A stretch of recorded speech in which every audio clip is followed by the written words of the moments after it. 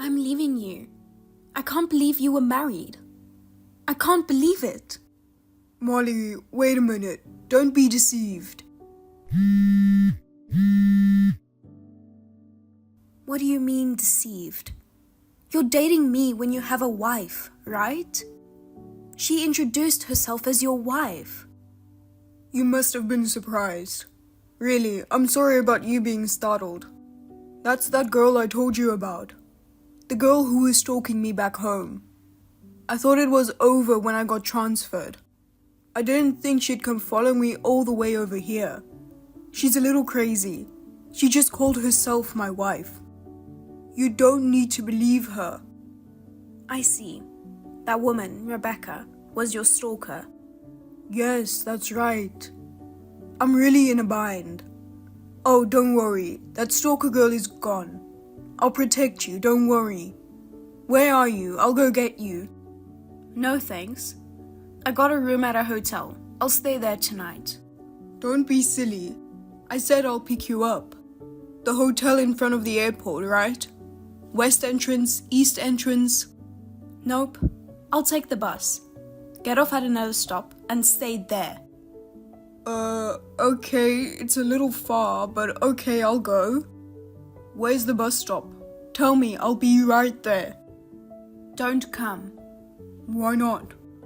You still don't get it? Huh? What? I know everything. Huh? You know? Don't tell me you believe what she says. She's crazy. She just calls herself my wife or something. Of course I'm right. Right? No. I met your wife in your apartment and we had a long talk, face to face. What? Were you okay? She didn't hurt you. That woman. My precious Molly. Just hear me out. You know what? When you told me about the stalker woman before, you said she was a cunning bitch, quick to lose her temper, and doesn't listen to anyone, right? But when I actually talked to her, she wasn't like that at all. On the contrary, she had all her identification, proof that you were married, etc. She told me to calm down and offered to talk about it. Then I was able to calm down and talk. Now I know everything you're trying to hide. Of course, that's her plan. She made up all that evidence. It's fake. Don't be fooled. Anyway, she's cunning. I don't think it's called cunning. I think it's called calm, collected, and clear-headed. Oh my god, she's brainwashed you. You still say that? LOL. Ma'am, it's not a coincidence that you ran into me. Huh? She found out from a tip from an acquaintance that you and I were living together, so she hired a private detective. Private detective? Did you say who the tip was from? There's no way she would tell me under the circumstances. So she did her research and here we are today. Because of that, I now understand that the transfer you're talking about is to leave your wife behind in your hometown and move out on your own. I now have a clear understanding of the situation. Your wife is a smart woman who doesn't deserve a moron like you. Wait a minute, Molly, that's... Also, she also knew that you lied to me about being single. Huh? So, after confronting you with the truth, it seems she came during the time when only I would be there to confirm what I wanted to do from that point. Therefore, even though we can call it a meeting between me and your wife, to be precise, things just unfolded as your wife had planned. Oh my god. But if you women talked it out, that's fine, right? I never said it was resolved through discussion. We were accompanied by your wife's lawyer. We're going to take the appropriate action from this point, and we're going to settle the matter. Lawyer? Hey, Molly. I may have told you I'm single. I lied out of love because I wanted to marry you. It's because I love you. You understand, won't you, sweet Molly? That's enough. I understand. I'm glad you understand, Molly. You are the best. I'll take you over my wife anytime. She's so mean. She'd go and get a private detective. You're all I've got. I didn't know you were that stupid. What? What kind of a lie is love? If you're married, you're supposed to put an end to your marriage first and then start a relationship with another woman. What you are doing is disgusting as a human being. And I was forced to have an affair without my knowledge. It's not a joke. But you know, we were dating on the premise of marriage, right? I even met your parents.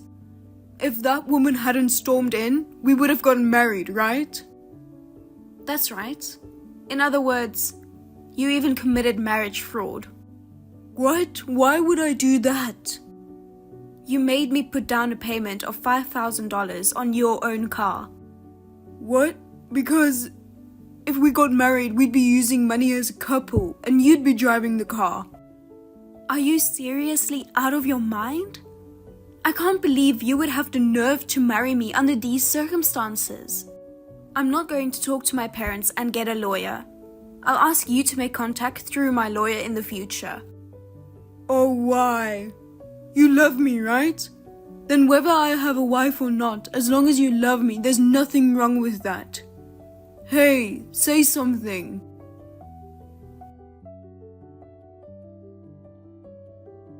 Huh? What's this? It means that all of these message screen caps have already been sent to your wife, Rebecca. I'll tell you now, even if you divorce Rebecca, I'm not going to marry you.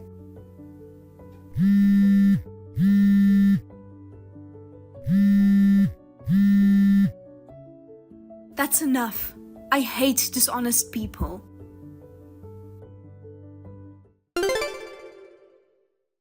Immediately after this, I blocked Miles. Thereafter, I left it to a lawyer. Anyway, I told him through my lawyer that there was no way I could marry a man who would betray his wife. But he insisted that it was a trivial matter for two people who love each other.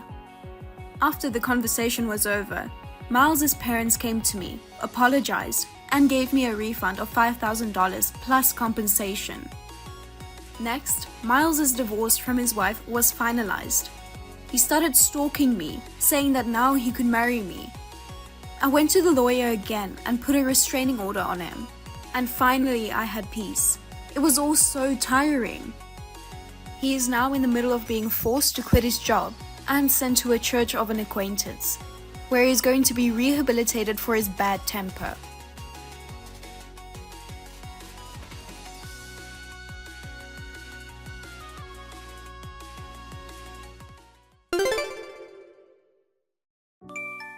Austin, divorce me right away.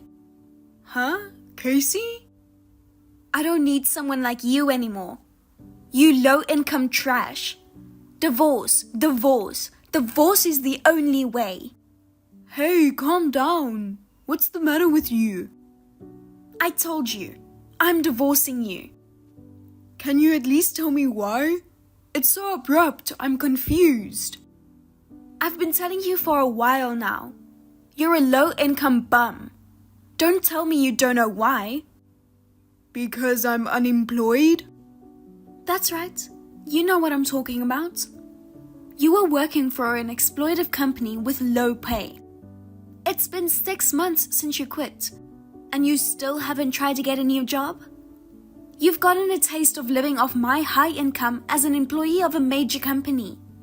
What is a man supposed to do if he's not the breadwinner of the family? The reason I left my job was because I got sick, so it's no wonder. You've recovered completely, but you're not looking for a job. I'm not looking for a job. I'm preparing to start my own business. Thanks to the Labor Bureau's help, I've been able to get my unpaid overtime and severance pay. I had no time to spend money in the first place, so I have a good amount of savings. I told you we'd be okay financially for a while. I'm sure I've explained it to you many times. That's it, there. That's not good enough. That? You're too soft-hearted. You were working in the sweatshop, and your bosses were pushing you to do even more work. That's why you broke down and were forced to quit. I know, that's something I should reflect on, but You're such a social weakling. You starting your own business. Don't make me laugh. I'm only losing money by being with someone like you. There's no point in staying married to a husband you know will fail. I've decided I won't be tricked anymore. I'm not trying to trick you. I'm trying to change who I used to be. Low-income scumbags are cocky. I'd really like to ask for alimony, but I don't think you have that kind of money right now. I'll just take all of our joint savings and be satisfied with that. Sign the divorce papers I left in the living room and get them to the courthouse. You don't have any objections, do you? Huh? What do you mean, divorce papers?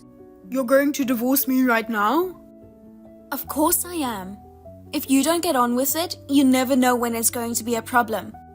I left the apartment while you were out all morning playing around. I really wanted you to leave, but the apartment is in your name. I had no choice but to move out. Well, I can see a future where you'll be forced to leave because you can't pay the rent now. Wait a minute. Let's calm down and discuss this properly. No, I don't want to. Being married to a low-income, trashy husband is nothing but hell. Goodbye. At best, live like a weak man who was abandoned by his wife and live a poor life.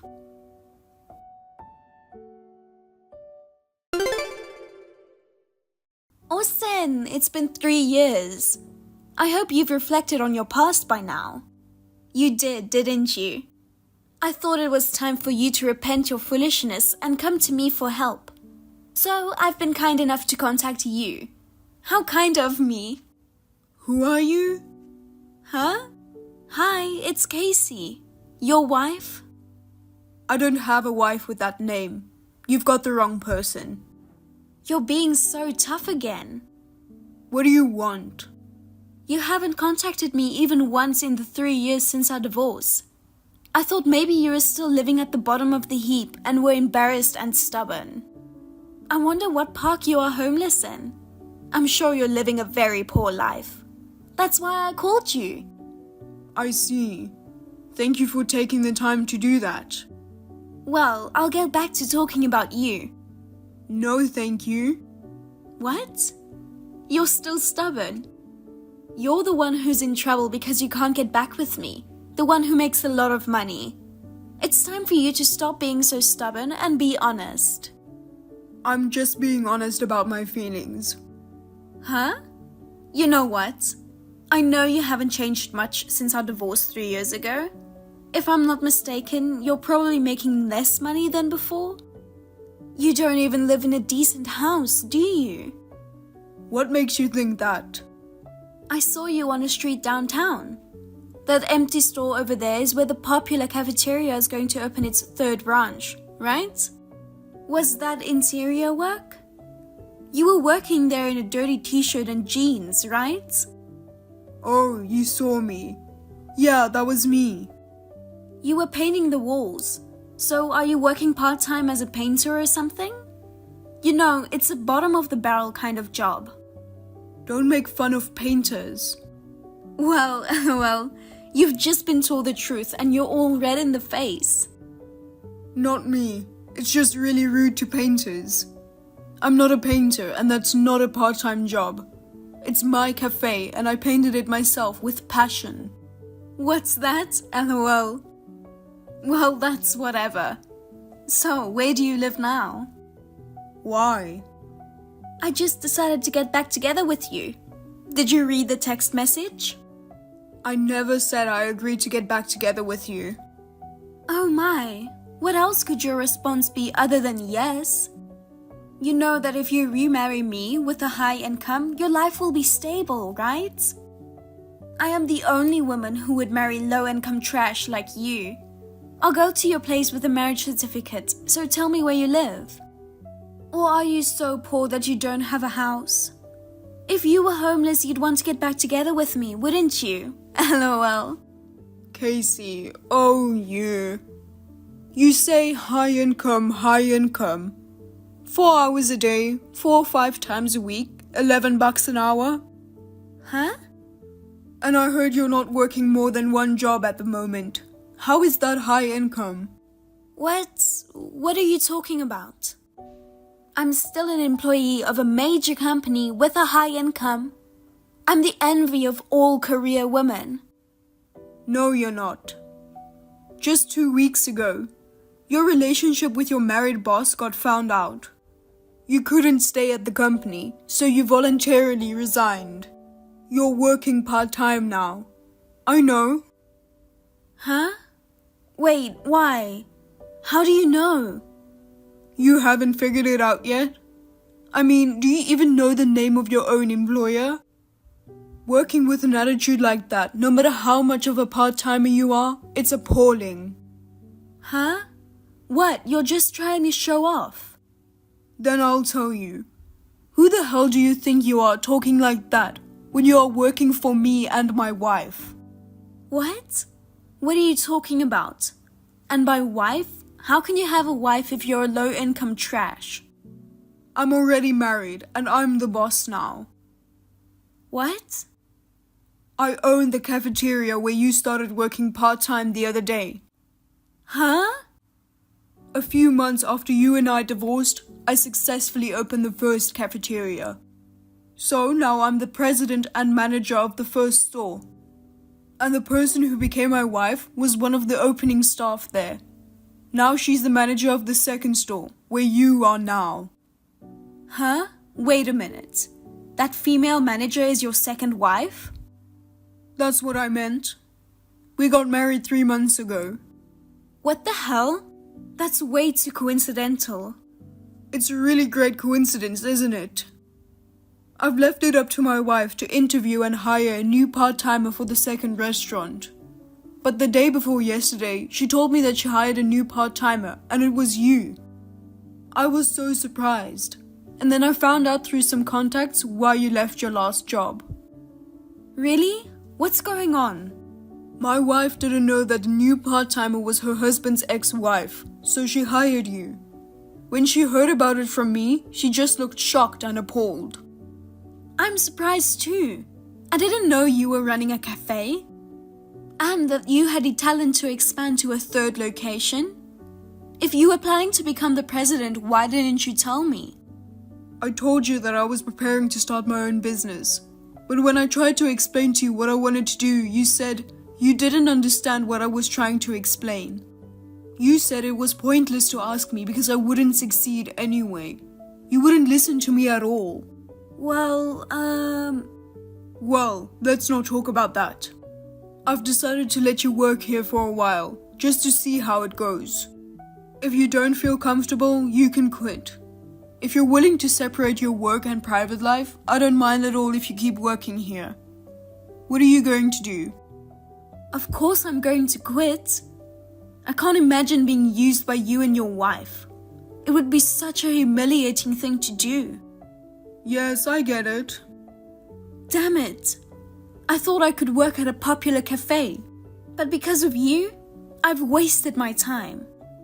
If you had checked the president's greeting on the homepage, you would have figured it out. Didn't you check that before you applied? Oh well, I'm sorry for taking up your time.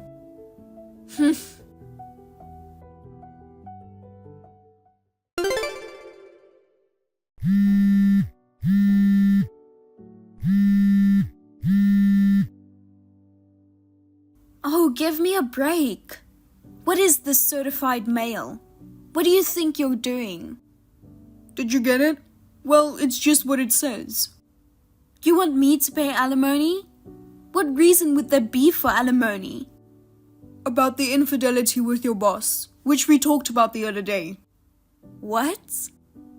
You were having a relationship all the way back from when we were still married. I found out from the evidence I gathered. No way. Now that I know, it's possible to file for alimony even now. I'm going to make sure it gets done. Oh no. My boss's wife wants me to pay compensation too. And now I've been fired from my job. I was just wondering how I was going to make ends meet. And now you're adding on another layer? Don't you feel sorry for me? I'm sorry. You'll have to go through a lawyer for your side of the story. Huh? Well then, I'll leave you to it.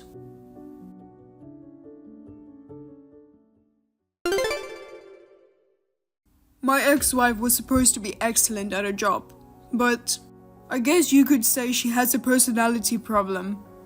However, she had good looks on the outside, so my present wife was easily fooled during the interview. Casey was in a hurry to get back with me because she was fired from her job, and then she remembered me. Even with a low income, she thought I must have saved up some money and didn't have time to spend it when I was working for that bad company. If I were thinking of starting a business, I must have a good amount of money. She was so full of expectation that she thought she would be the president's wife if she had succeeded. But no way, it backfired. As for me, I was relieved. The amount of compensation she has to pay has been further increased. Right now, it seems like she's working tirelessly, mainly focusing on jobs where she can earn money, often juggling multiple jobs every day. Thank you for watching. Please rate the video and subscribe to our channel. See you in the next video.